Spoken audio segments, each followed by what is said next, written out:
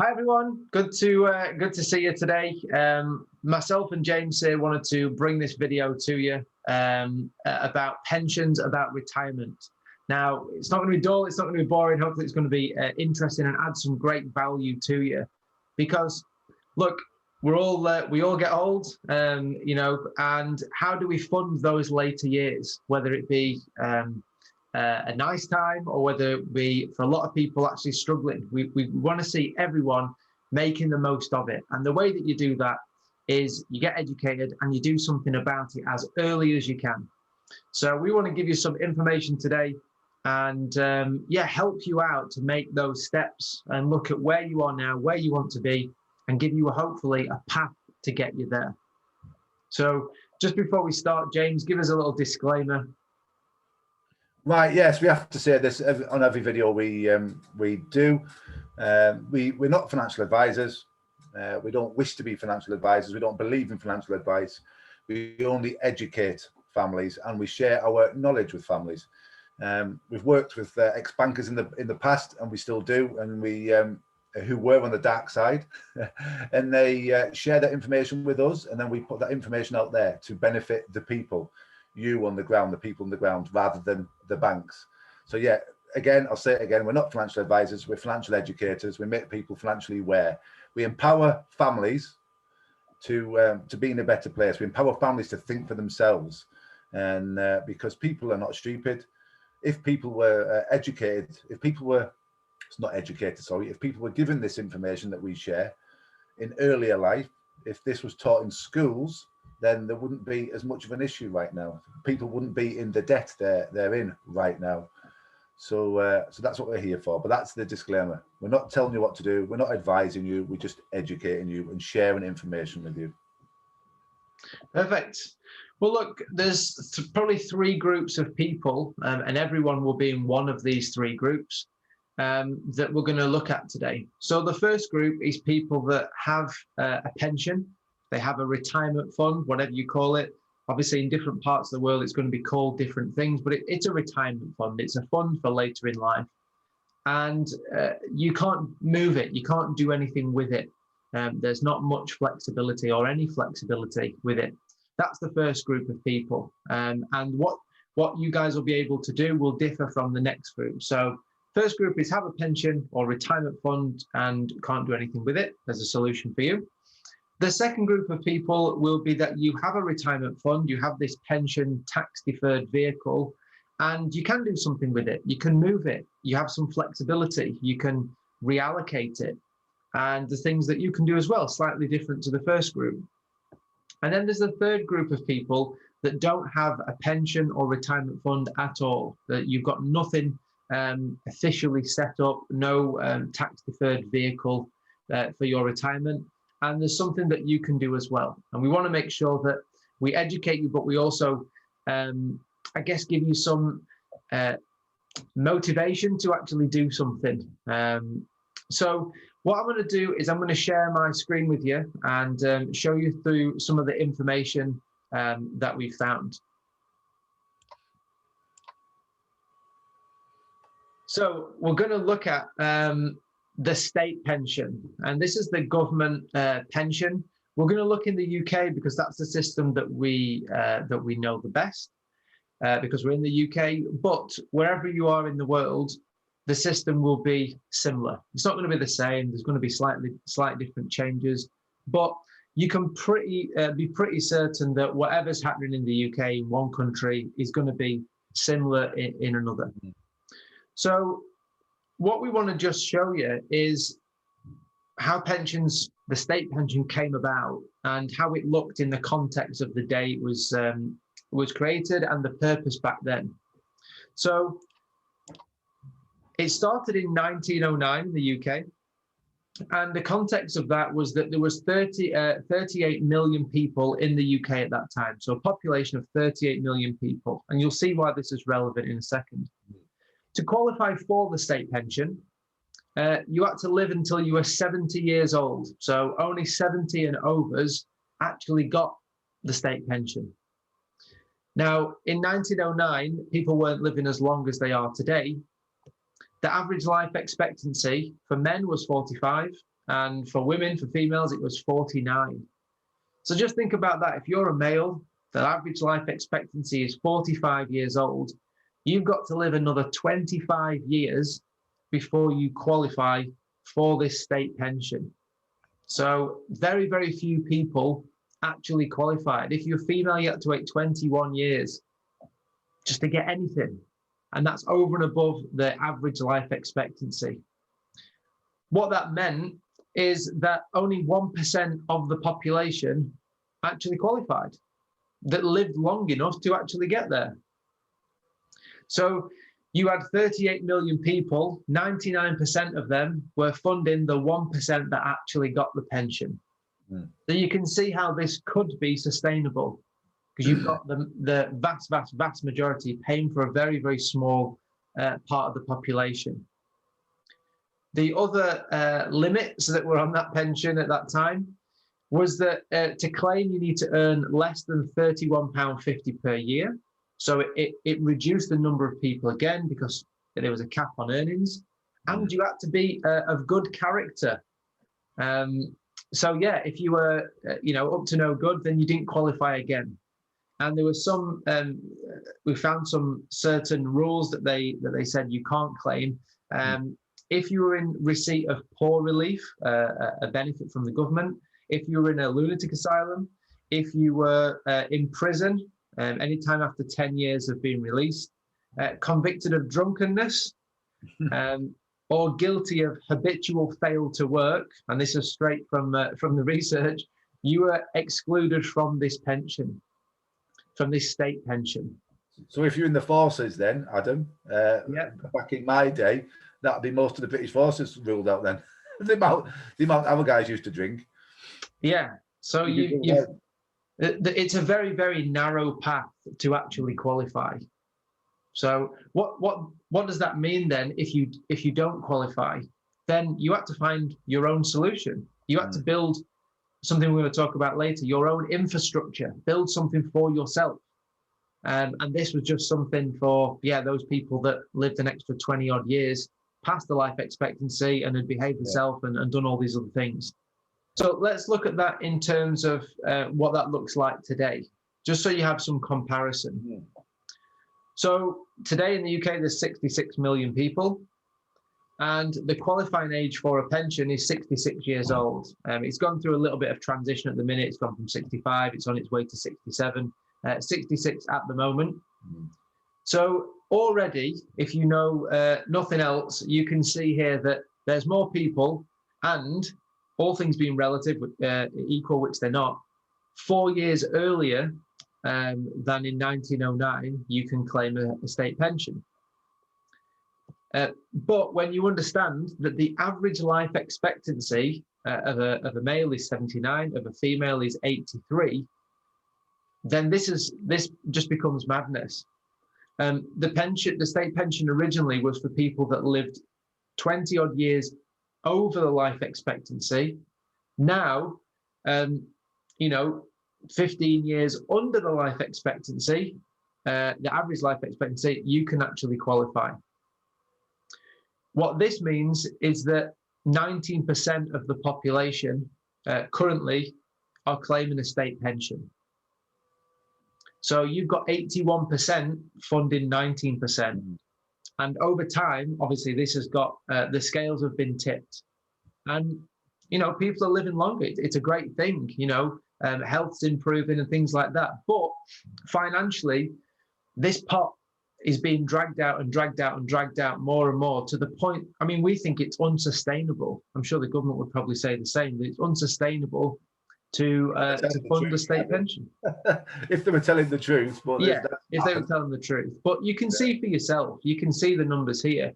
Just to put it into some perspective, and we're just kind of throwing ideas out there with this, but if you live to the average life expectancy today was, let's say it was 80, just for round figures, you'd need to live to around 100 to claim your state pension if the same rules that applied in 1909 applied today, 20 years past the life expectancy. So think about that, living to 100, funding yourself to 100 before the state pension actually kicked in. If that was the reality, the whole pensions, the financial world would look totally different. Mm. And the limits on it, well, there's no earning limits. If you earn certain amounts, it's not that you then wouldn't qualify, and no character limits. As long as you have a certain number of qualifying years of contributions to your taxes, which I guess most people would, then you qualify. Very, very, very simple. So this is the UK state pension. What we would say is, look, don't rely on it. Please don't rely on this. Whatever stage of life you are at, it's not getting better, it's getting worse. So that's not bad news if you do something about it, if you realize it and do something, but don't rely on it. You've got to take control of your own personal economy, basically, not be reliant on somebody else or something else, i.e. the government, to look after you and yours. You've got to look after yourselves. But basically, this graph is showing that the pot was massive back then. The pot was big, and they had very little to pay for because not many people qualified for it. Compared to now, the pot is tiny. It's tiny, but we've got a lot more people to pay for. So there's a vast difference. The pot is not big enough. But again, go and do your own research, as we'll always say. Don't believe what we tell you. Go and look at it yourselves. So moving on to what it looks like in retirement currently.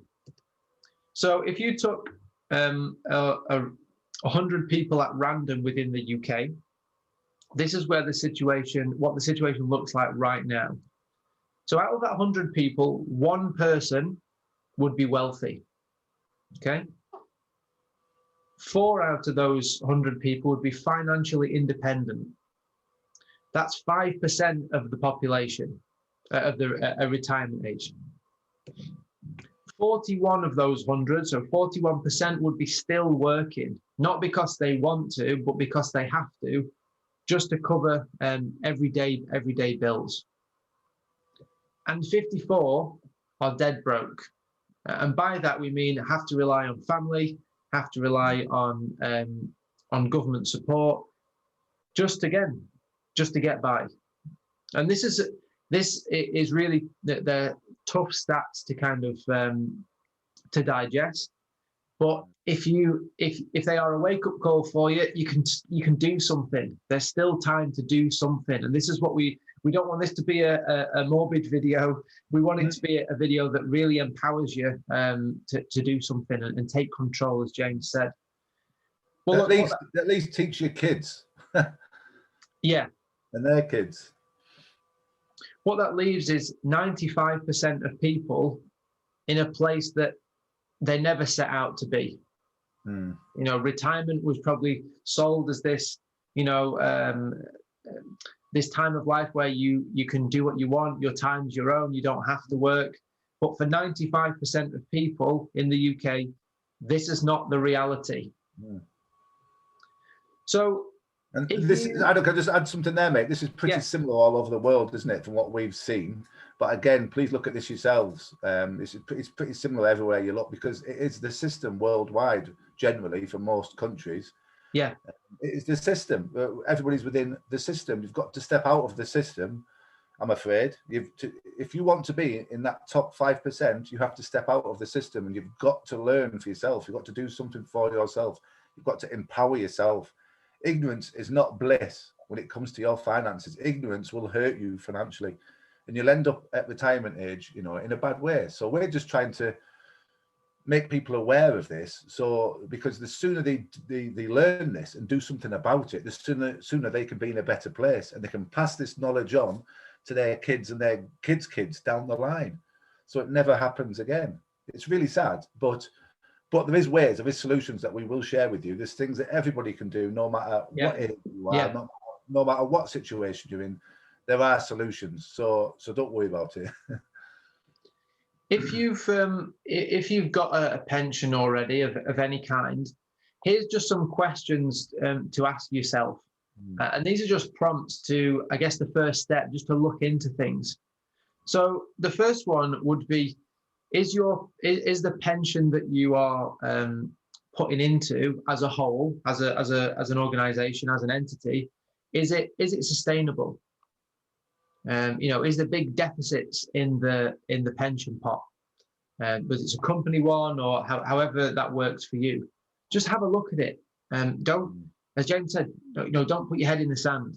Look at it, and if it's on track, if it is sustainable, great, no problem. But if it's not, then we can look at something for you. Could it change? And we put again there in brackets because a lot of these things change several times. I know, James, when you were in the military, your pension changed several times, didn't it? Yeah, well, I did 22 years in the British Forces, British Army, and it changed. It changed when I was in there. It changed twice, and then it changed. It was changing. It was in the process of changing a third time when I was leaving, and it wasn't for the betterment of the soldiers. It was a betterment for the government. It's less money in our pockets than it was in theirs. So and they're just so complicated.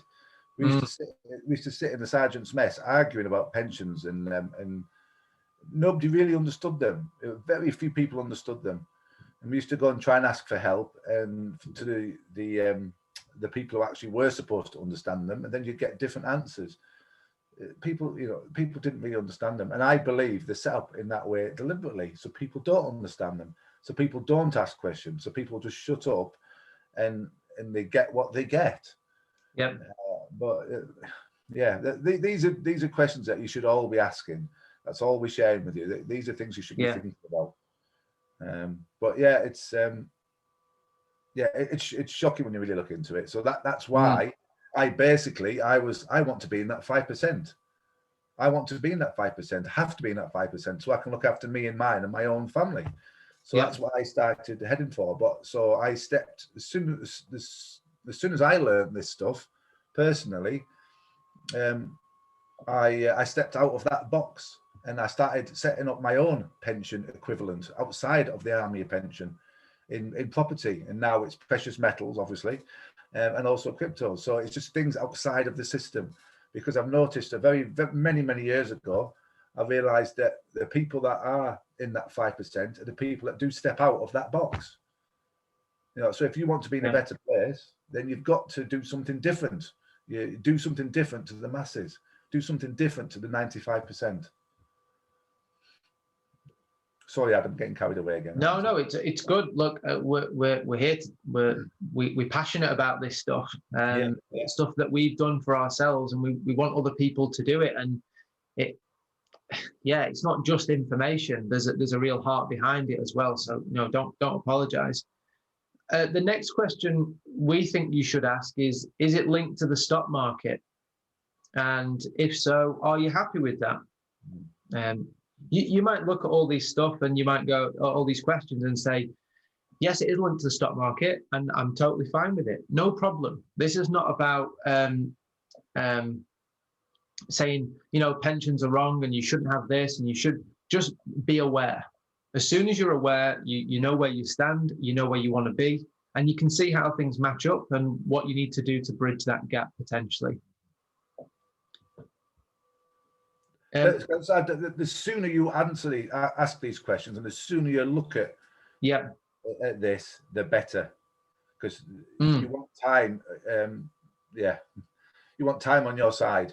All right, there's never a wrong time other than tomorrow. So please look at this and ask these questions. The next point is, are the family benefits sufficient?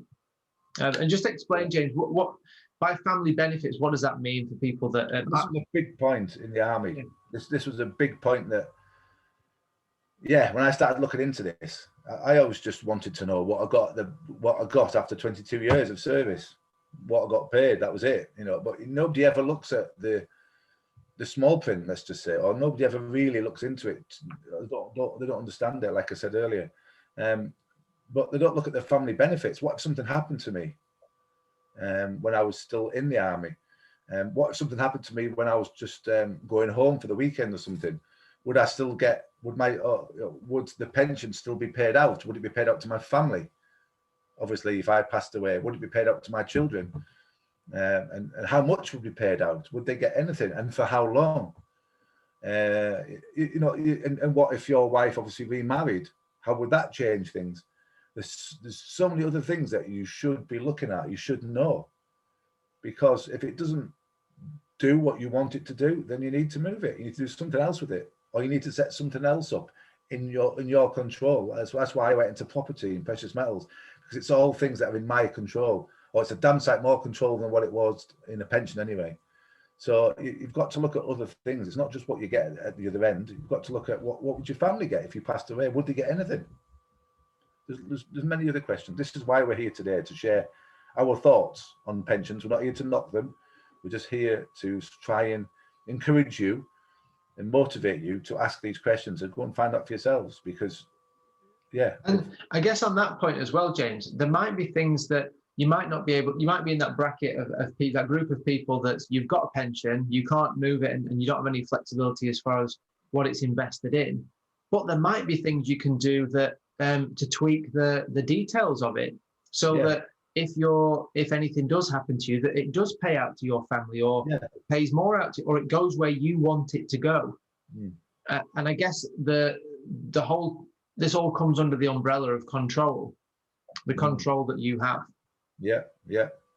When I started digging, there is things you can do. Yes. But it's just most people, from my experience,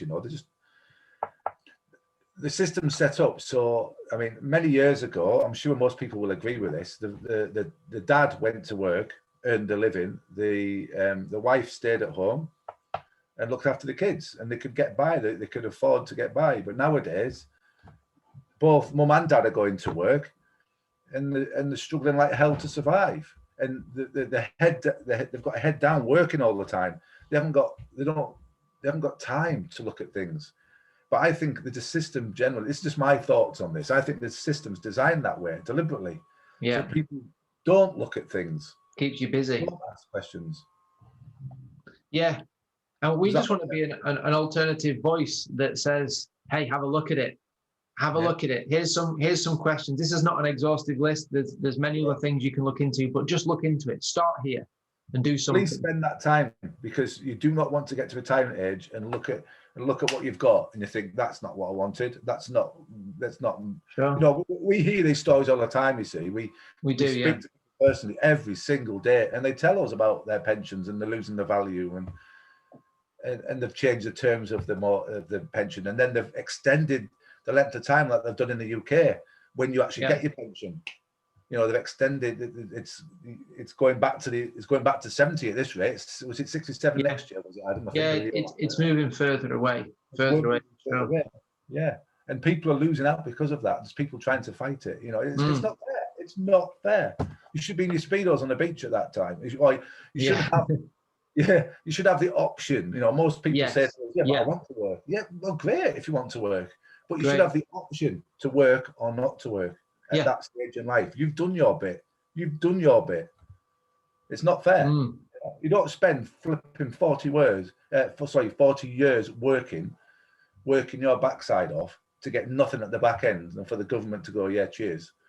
And it's not fair. So we're here to help you as much as we possibly can, but you've got to take these things on board, and you've got to go out there and take action.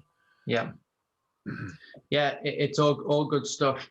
The next point we've got on here is your pension, is your IRA, 401k, whatever you want to call it, is it on track to pay out what you need?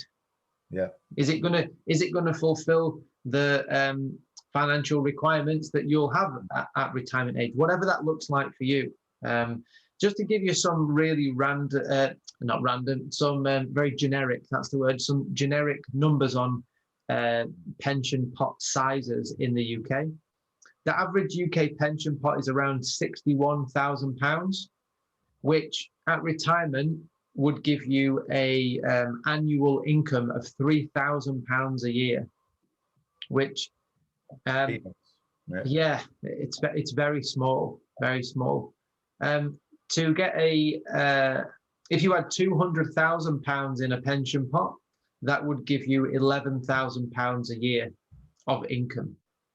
So just look at these numbers and work out, is that what I want? And then if it is, great, and you're on track, great.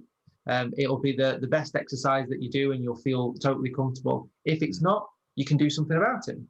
And just to add to that, Adam, I looked at mine many years ago when I was still serving, and I realised that I was not going to get what I needed to live the lifestyle I wanted to live.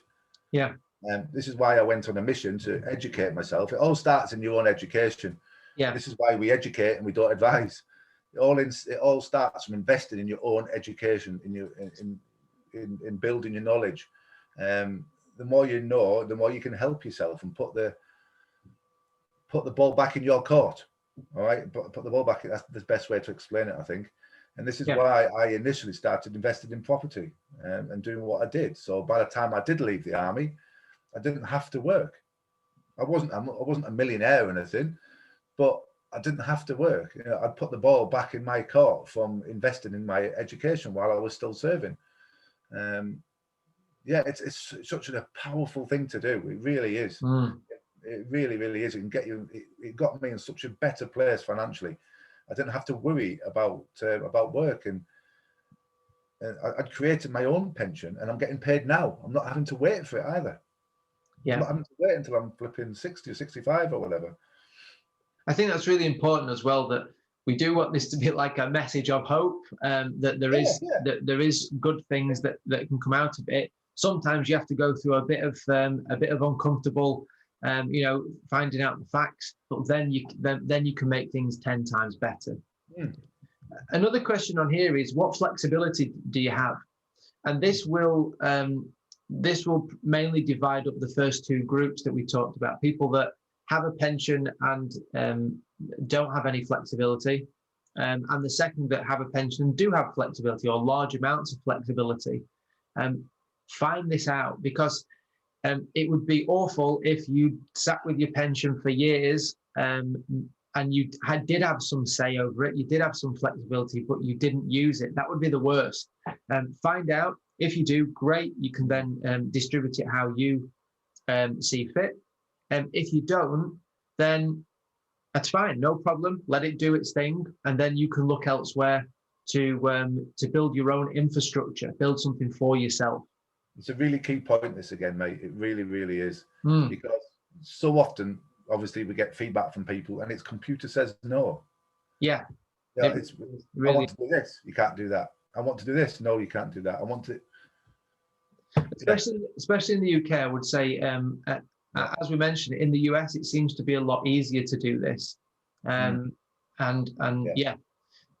we're working with a really good company, aren't we? That specialise. Yes.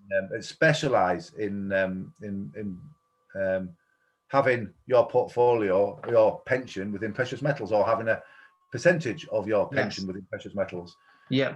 To safeguard it, so people feel obviously a lot safer having it in metals when they understand precious metals. Yes. They feel damn sight safer having their pension in precious metals. But these guys know what they're doing, don't they, Adam? This is why we partnered with them, because people are coming to us. A lot of people are still coming to us asking for help. And and initially, when we first started out on our journey, we weren't able to help people in the US, especially we talk about here, because we weren't able to help them. But now we can.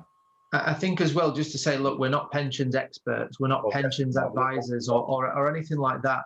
And they're so complicated. So I think this is why we partner with experts in the US that can help people. In the UK and in other countries, like we said, it works totally different. Every country has its different rules. Every pension has its own rules. So go and get some really good independent advice from someone that maybe thinks a little bit outside the box, and we'll actually find out if it's possible, rather than just saying no, or I don't know, so you can't do it. Like someone that will go and do the research or knows this stuff already, because for us, like I said, we don't know the ins and outs, and it would just take forever for us to learn all of that stuff for each individual pension. But someone that's in that world that knows the flexibility, maybe someone that's a bit more entrepreneurial as well, that's maybe done it for themselves. They would be the people that you need to speak to. If it's a lazy pension advisor, they'll just say no. If they've never Yeah. done anything out of the box and they're not willing to do that, because it's more effort for them, isn't it?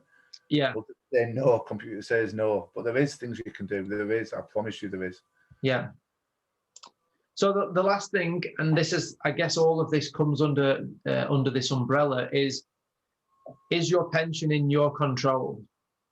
And what can you do about it? I mean, control's a massive thing. The reason that we, It's the main thing, isn't it? yeah, there's kind of two pillars of why we invest in precious metals for ourselves. The first and the most important, and this will probably be the opposite way around to what most people think, is the control. Is that we actually control it. The second pillar is the performance, and it's in that order of priority: control first, then performance. And I think it's a great point when you talked, James, about the family benefits. That imagine saving or investing in a retirement fund all your life, and then you don't see all of that benefit should the worst happen, and your family don't even benefit. Yeah. You know, it's heartbreaking that does happen to some people. Whereas if you build your own infrastructure that you're in control of, you can have it when you want. You can do with it what you want. It can be passed on to your family, to your loved ones, so that, you know, somebody's going to see the benefit of your hard work. You know, people work so hard for their money, so hard. You know, you trade your time and your life for it. Let's get it working hard for you. Let's not have it just a one-way street where you are working hard and it's not doing the same for you. It's really important. So look, let us give you some a solution to all of this. There's, as we said, there's the three groups of people. First and foremost, for every person, get educated, invest in yourself, ask the questions, speak to the right people, and start to build your own infrastructure. Whatever that looks like, start to build something that you own and control and that's going to work for you. So of those three groups of people, the first were people that have a pension and can't move it. So what's the solution that we see for this group? Well, like we said, first of all, get educated, invest in yourself, do all of that stuff. But if you've asked these questions and your pension that you don't have a lot of flexibility with isn't on track for what you want it to do, start looking elsewhere. For us, that's precious metals. We put our hard-earned money into gold, silver, because we control it. It performs very well over time, and it's something that you can have for yourself outside of that system. You can draw on it whenever you want. You might not need it. Things might turn around, but if they don't, you've got it there, and that's you taking control and ownership of this situation, of your financial future. The second group of people are these people have a pension, and you can decide which group you're in, and they can actually move it. They've got flexibility where they can move all of it, part of it, where they can reallocate it. Again, ask those same questions for yourself. Is it on track in what it's already doing? If it's not, do you want to move part of it? Do you want to move all of it? And you can actually reallocate what you've already started building up. Again, you can supplement that with precious metals on the side for your own purpose, for your own control. But you might not have to do too much of that if you've got this flexibility within your retirement fund already. As we've mentioned, US citizens, this seems to be a lot easier in the US than other countries. So if you are in the US and you want to look into this, get in contact with us, and we can put you in contact with the specialist that can do it for you. It's quite an easy, pain-free process as well. And the last people are people that don't have a pension at all. Well, in that case, it's quite simple. Start doing something. Start building something. Start building that infrastructure from the ground up. And you can design it from scratch how you want it to look. Again, with any of these, please get in contact with us if you want to look at precious metals to supplement or to be your pension or to be your retirement fund. and we can help you, guide you through that process. It's really important as well that you look at the whole lifetime of your investment. So don't just look at, how quick can I get in and what do I need to get in? Look at the other end as well. What is it going to do at the other end? What could it do? And then work backwards. And then you can see what action steps you've got to take today to make that end goal possible. Yeah, just to give you an idea of what this is what one of our customers has done. Just correct me if I get it wrong, Adam, but yep. he when he learnt all this, I don't think he could do much with his work pension. But what he has done is, I think he's stopped paying it now. I think he's kept what he's got, but he's stopped paying into it, and he's putting that amount of money now into precious metals. Yeah. But that's just to give you an idea of what is possible. I think he had to jump through a few hoops and had to ask lots of questions and had to poke a few people in the chest, I think, because some people are just lazy and they said, you can't do that, you can't. But he did. He managed to do it, and he's doing it, and he's very happy. He's well chuffed. So, and I think that's a great solution. But until you ask all these questions, you don't know. You don't know. I guess you don't know what you don't know, and you need to get out of that position where it's just kind of left up to the pension company or just left to the government. Well, your future's in somebody else's hands. No one else cares more about you than you. Yeah, so absolutely. Take the power back. So, look, if there's any way we can help you with the precious metal side, like we said, we're not pensions experts, but if there is something we can do to help you with the precious metal side, once you've asked these questions, once you've found out what flexibilities you have, then get in contact with us and we can guide you through that process. You can go to goldbusters.co.uk, fill in your details, and we'll come back to you.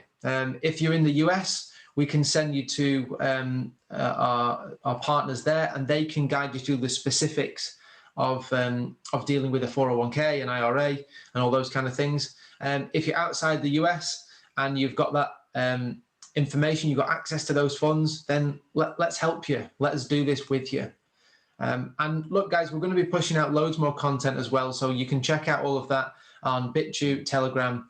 It's all Goldbusters, so just type in Goldbusters, you'll see us there. And please do something. Please do something. I know we say this every single time, but there's loads of people out there that haven't looked into this. And the worst thing is that you would get to the retirement and kind of knew that there was an option. That would be the worst. Getting there and not knowing is one thing, but getting there and knowing that you could have done something is the worst, we think. You don't want to regret, do you? You don't want to regret what you didn't do. No, definitely not. Definitely not. Feeling. So please follow us, because if we're going to be sharing, so like Adam said, we've got so much more to share with you, and now and again we're going to talk about other things within the financial world, not just metals, because it's all linked, such as helping you get out of debt and things like that, different ways of doing that. Because if you're out of debt, you free up that income to then put more into metals, right? It all helps. It all helps. So if anything we can help you with, if we think anything's useful that we come across, and that's going to put more money, in your pocket and help you rather than the bank, then we'll share it with you. We'll tell you. We're not going to keep it to ourselves. We will share it with you. Yeah. So. Great. Well, look, thanks so much for watching. Hope it's been of value. And if there's anything we can help you with, please get in contact. And hopefully we'll speak to you soon. Thanks so much. Cheers. Take care, everyone. Thank you.